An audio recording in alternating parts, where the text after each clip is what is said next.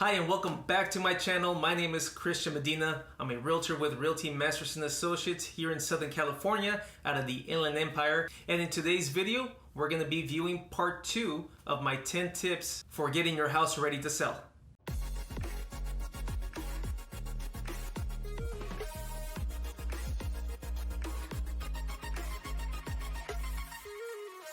Tip number 6, gourmet kitchens and beautiful bathrooms.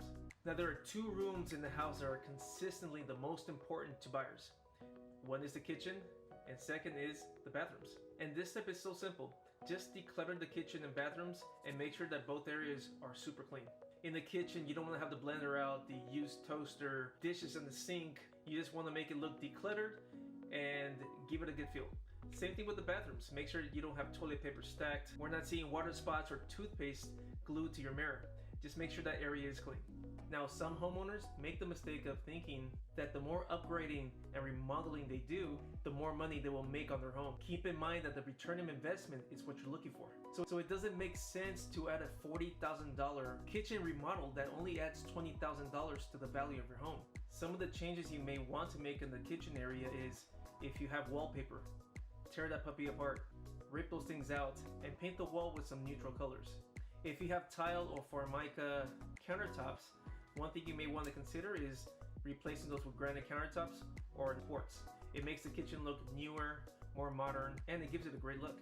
Another thing, if you cannot afford new cabinets, one thing that you may want to do is having those cabinets get refinished. That means sanding them off and repainting them to a color that matches everything else in the kitchen. Lastly would be the appliances. Now, if you have appliances that are 10, 15, 20 years old, you may want to consider replacing those too, because more than likely those are not energy efficient as well. So you want to go with something that's either black, white, or even better, stainless steel. Number 7, easy sales. Make it easy for buyers to view your home. Guys, you just got to make it easy for buyers to be able to view your home. A lot of these first-time home buyers are making a huge decision, which naturally carries a lot of stress. Second, nowadays people are more busier than ever. They are trying to make this big decision and pick the perfect house with the least amount of inconvenience. So make the experience for them as hassle-free as possible. So some of the things that you can do as a seller to help this is make it available to show as much as you can. Next, make sure you allow your realtor to put in a super lockbox in front of your house, because in most cases your agent is not going to be available to show that house every single time someone wants to come and look at it. Now let's talk pets. You know, pets are part of the family, but also they can be an inconvenience when people walk into a home and they're not allowed to enter a room. They're not allowed to go into the garage. They're not allowed to go to the backyard because you have this animal that's trying to protect itself, right? So one thing you can do is find a different location for your dog to be taken care of. Maybe a family member, a friend who can watch the pet for a few weeks while this home sells. Remember, the key point is being willing to endure some inconvenience in order to get a better result. Number 8, marketing. Maximum exposure equals maximum interest. What this means is to allow your house to be marketed to where buyers are going to be looking for it. Nowadays, people are going online to search for homes, so make sure that your agent is able to market it over to all of social media and other third-party websites. Because the majority of the time, if people are not finding it online, they're finding it with the realtors through the MLS as well. So make sure it's accessible to the MLS. Next is have a for sale sign. I know I hear from some people that don't want a for sale sign because they don't want their neighbors to know they're selling their house. Having that for sale sign in front of your home announces to everybody that you're selling your home. There may be people visiting your neighbors that drive by and see that house is for sale.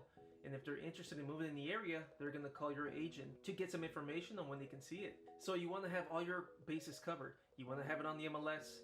You want to have a for sale sign in front of your home. And you want to make sure that it is marketed to all of social media, all over the internet. That way you get the most exposure, which is going to lead to traffic that will lead to more offers and eventually will get you top dollar for your house. Number 9 is the buzz. This is your pricing. Event pricing can be very powerful. Strategically, you want your price to accomplish something. You want it to create urgency in the minds of buyers, not resistance, because the buyer's sense of urgency is what will help you get more money. If you price a home too high, it's going to make people not even want to come see the home. And if they do go and see the home, they're gonna try their very best not to fall in love with the house just because of the price.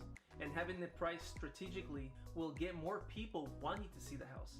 Because when they go online, say they go to a Zillow, a Redfin, any of those other websites, and what they do is they search in brackets, and people already know which areas they want to buy in. So if they do a radius search and they see 3 houses there, there's this one house that's priced lower than the other 2.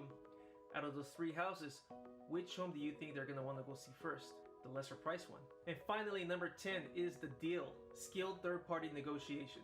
Of all of the 10 tips for getting top dollar for your property, this is likely the most important and the most underrated. Your home has been prepared to show it at its best. It is being massively marketed to the best buyers and using the best marketing channels.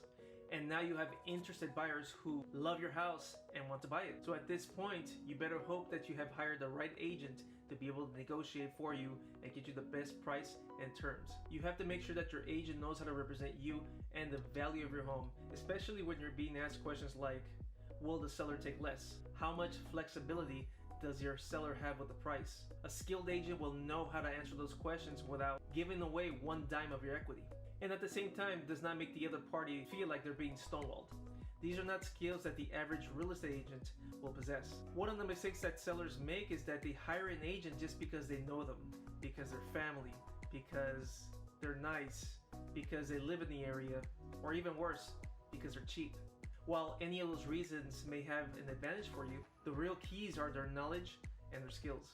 So having a third-party negotiator has several significant advantages. First, they have the knowledge and skills to enable them to negotiate from a stronger position.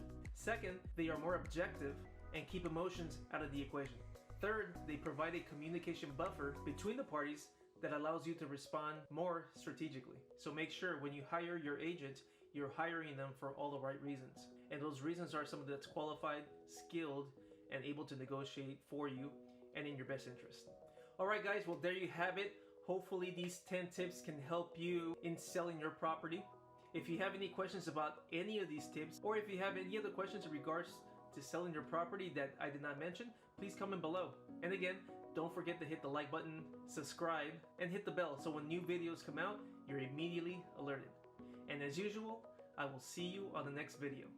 Thank you for watching this 2-part video series. If you would like a copy of the 10 tips on getting your house ready to sell, please comment below or email me and I will send you a free copy.